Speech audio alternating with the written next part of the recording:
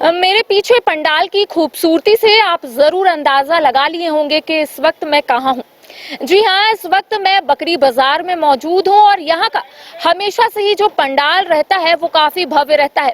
और साथ ही साथ अगर राजधानी रांची की बात करेंगे तो राजधानी रांची में दुर्गा पूजा काफी भव्य तरीके से मनाई जाती है और यही वजह होती है कि अलग अलग राज्यों से भी लोग यहाँ पहुँचते हैं, पंडालों को देखते हैं और सिर्फ यही बोलते हैं कि वाह क्या पंडाल है। चलिए हम आपको एक बार तस्वीर के माध्यम से दिखाने की कोशिश करेंगे कि इस बार बकरी बाजार का जो थीम है वो अलग पंडालों से बिल्कुल अलग है, क्योंकि पिछले बार आप लोगों को याद होगा कि यहाँ पर इस्कॉन टेम्पल का रूप दिया गया था, लेकिन इस बार यहाँ चक्रव्यूह का थीम है। जी हाँ, महाभारत में अभिमन्यु को जिस चक्रव्यूह में वो फंसा था उसी चक्रव्यूह को कहीं ना कहीं यहाँ पर दिखाने की कोशिश की जा रही है। साथ ही साथ आप देख सकते हैं कि कारीगरों की ओर से फिलहाल इसको अंतिम रूप दी जा रही है। वजह भी आप लोगों को पता है कि चंद दिन बचे हुए हैं और ऐसे में राजधानी रांची के लोग काफी एक्साइटेड है कि आखिर राजधानी रांची के विभिन्न जो पंडाल है उसका थीम है क्या। लेकिन बकरी बाजार में इसलिए पहुंची हूं क्योंकि बकरी बाजार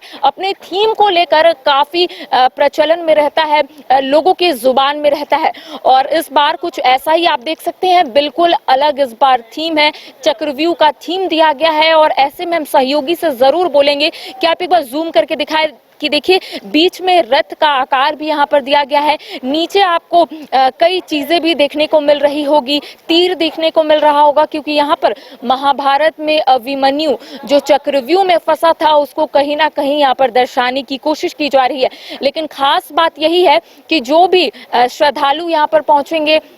माता रानी का दर्शन करने के लिए पहुंचेंगे, वो इसी चक्रव्यूह में फंसते हुए जाएंगे। लेकिन माता रानी के आशीर्वाद के बाद वो इस चक्रव्यूह से निकलकर सीधा माता रानी का आशीर्वाद प्राप्त करने के लिए उनके पास पहुंच जाएंगे। लेकिन आप देख सकते हैं कि पिछले एक महीने से इसको भव्य बनाने की कोशिश की जा रही है, थोड़ा अलग थीम इस बार रखा गया है और ऐसे में राजधानी रांची के लोगों के मन में कई सवाल उठ रहे होंगे कि आखिर राजधानी रांची के और भी पंडाल जो है उसमें क्या कुछ थीम दी गई है। तो हम सोचे कि आपको बकरी बाजार का थोड़ा नजारा दिखा दे कि बकरी बाजार में लगभग कह सकते हैं कि तैयारियां पूरी हो गई है और यहाँ पर क्योंकि कहा जाता है राजधानी रांची में हर एक पंडाल में काफी भीड़ भाड़ देखने को मिलती है और उस भीड़ भाड़ को नियंत्रण करने के लिए यहाँ पर तमाम तैयारियां भी की जाती है। देखिए बीच में इसी तरीके से बैरिकेडिंग दी गई है और ऐसे में आप कई जगह जाते होंगे, कई पंडालों में जाते होंगे और जब बहुत ज्यादा भीड़ हो जाती है तो महिला और पुरुष के लिए अलग अलग कॉलम बनाया जाता है ताकि किसी को कोई परेशानी ना हो, ताकि माता रानी का दर्शन वो लोग अच्छे से कर पाए। तो देखिए यहाँ पर भी कुछ इसी तरीके से बनाया गया है महिला और पुरुष के लिए, क्योंकि छोटे छोटे बच्चे भी होते हैं और ऐसे में जब राजधानी रांची में नौमी का अगर हम लोग बात करेंगे तो भीड़ काफी होती है, मतलब 7वीं से ही भीड़ जो है अलग अलग पंडालों में देखने को मिलती है और ऐसे में तमाम तैयारियां जो है पंडाल समिति की ओर से कर दी जाती है ताकि जो भी श्रद्धालु यहाँ पर पहुंचे उन्हें कोई भी परेशानियों का सामना ना करना पड़े, वो आराम से आए, माता रानी का दर्शन पाए। और इसी तरीके से देखिए हम सहयोगी से बोलेंगे थोड़ा आगे चलते हैं और अपने दर्शकों को थोड़ा अच्छे तरीके से दिखाते हैं कि आखिर अंतिम रूप जो दी जा रही है आखिर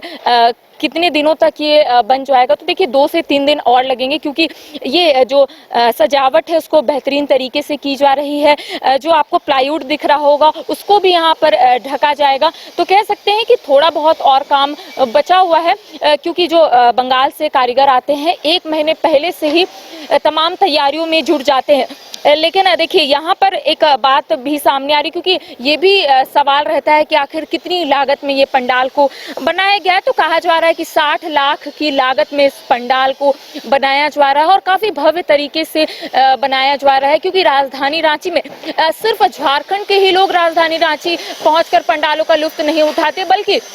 अलग अलग राज्यों से भी लोग यहाँ पर पहुँचते हैं और सिर्फ यही बोलते हैं कि राजधानी रांची के जितने भी पंडाल है उसमें जो भी थीम रहता है वो अलग रहता है, वो अलग राज्यों से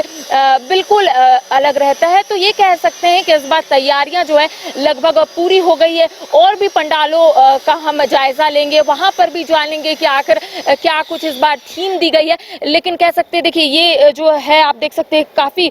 घुमावदार है, क्योंकि चक्रव्यूह का आकार आकार दिया गया है, यानी कि जितने भी श्रद्धालु है पहले इस चक्रव्यूह में फंसेंगे, लेकिन माता रानी के आशीर्वाद के बाद इस चक्रव्यूह से वो निकलेंगे, माता रानी का दर्शन पाएंगे। बीच में रथ का आकार दिया गया है, फिर तीर बनाई गई है, क्योंकि मैंने आपको पहले ही कहा कि महाभारत में अभिमन्यु जिस चक्रव्यूह में फंसे थे उसी चक्रव्यूह को यहाँ पर दिखाया गया है, उसी कहानी को यहाँ पर दर्शाया गया है